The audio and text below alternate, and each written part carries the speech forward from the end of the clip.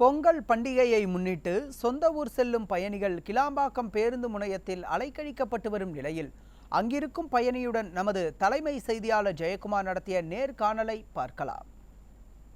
அதாவது பேருக்காக ஒரு பேருந்து நிலையத்தை தீவு போல இந்த ஒரு பகுதியில் திறந்து வைத்துவிட்டு இங்கு முறைப்படுத்தி பேருந்துகளை இயக்கவில்லை. அதாவது ஒரு அட்டவணையை வெளியிட்டுவிட்டு இங்கிருந்து பேருந்துகள் செல்வதாக மக்களுக்கு அறிவிப்பை வெளியிட்டு, ஆனால் ஒரு பேருந்துகள் கூட இந்த கிளாம்பாக்கம் பேருந்து நிலையத்திலிருந்து இயக்கப்படவில்லை என்ற ஒரு குற்றச்சாட்டு இருக்கிறது.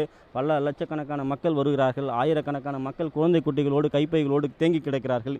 எங்கு செல்வதென்றே தெரியாமல் ஒரு அவசர கோல கதியில் அவர்கள் இருக்கிறார்கள். இங்கு இருக்கக்கூடிய பயணிகள் எல்லாம் அந்த பேருந்துக்காக ஓடுகிற காட்சி என்பது கல் நெஞ்சையும் கரைய வைக்கக்கூடிய காட்சியாக இருக்கிறது. குறிப்பாக இங்கு இருக்கக்கூடிய பொதுமக்கள் தற்போது மற்றொருவர் பேருந்துக்காக காத்து கொண்டிருக்கிறார். சார், என்ன பிரச்சனை, இங்கே என்னென்ன நடக்குது? சார், நான் எதுவும் சொல்ல விரும்பலை.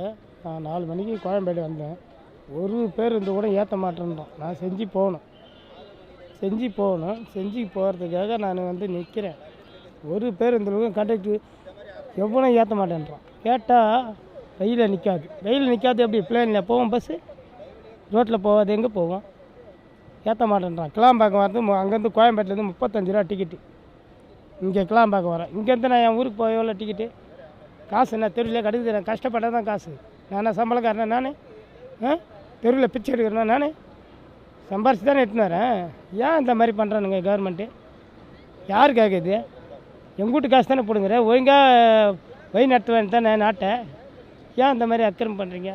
ஒட்டுமொத்தமாக இந்த கிளாம்பாக்கம் இந்த பேருந்து நிலையம் இவ்வளவு கோடி ரூபாய் மதிப்பீட்டில் கட்டப்பட்டு முறைப்படுத்தல் இல்லாமல் சீர்கேடுகள் நிறைந்த ஒரு கூடாரமாக திகழ்வதாக பயணிகள் வேதனை தெரிவித்திருப்பது குறிப்பிடத்தக்கது. நியூஸ் ஜே செய்திகளுக்காக ஒளிப்பதிவாளர் பிரேம்நாத்துடன் ஜெயக்குமார்.